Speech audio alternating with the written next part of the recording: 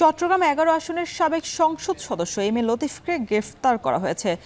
ডাবলমুরিং থানায় বিস্ফোরক মামলার আসামি তিনি। রিমান্ড আবেদনের জন্য তাকে আদালতে নেওয়া হয়েছে। এই বিষয়ে আরও বিস্তারিত জানাতে যুক্ত হচ্ছেন সহকর্মী হোসেন জিহাদ। জিহাদ, এম এ লতিফকে কখন এবং কোথা থেকে গ্রেফতার করা হয়েছে এবং কতদিনের রিমান্ড চেয়েছে পুলিশ, জানাবেন।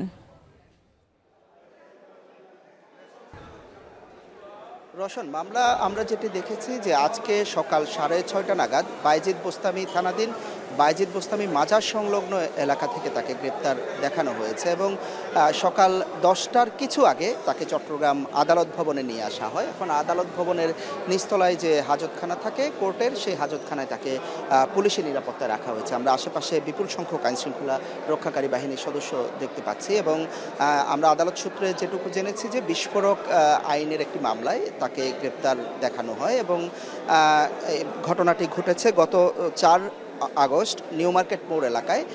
সেখানে বৈষম্য বিরোধী ছাত্র আন্দোলনের কর্মীরা, শিক্ষার্থীরা সমাবেশ শেষে বাড়ি ফেরার পথে চট্টগ্রামের ধনিয়ালাপাড়া ছোট মসজিদ এলাকায় বেশ কয়েকজনকে সাবেক এই সংসদ সদস্যের নেতৃত্বে কিংবা প্রত্যক্ষ নির্দেশে সেখানে গুলি চালানো হয়। প্রায় 100-150 জন আসামি দা কিরিচ নিয়ে সেখানে হামলা করে।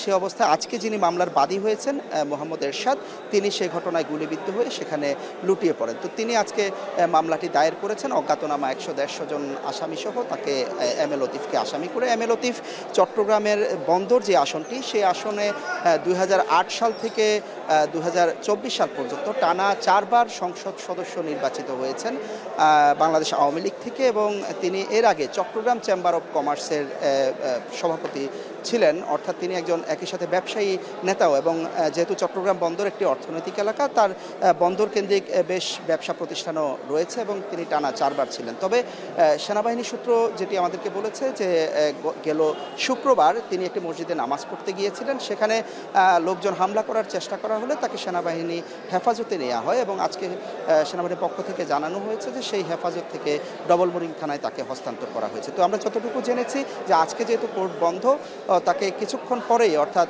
বেলা 12টা থেকে 12:30 নাগাদ সিএমএম কোর্টে তোলা হবে এবং সেখানে নিশ্চয়ই এরপর রিমান্ড বা যে আবেদন সেটি পুলিশের পক্ষ থেকে করা হবে। রোশন, চট্টগ্রাম 11 আসনের সাবেক সংসদ সদস্য এম এ লতিফকে আদালতে তোলার সবশেষ খবর জানাচ্ছিলেন সহকর্মী হোসাইন জিয়াদ।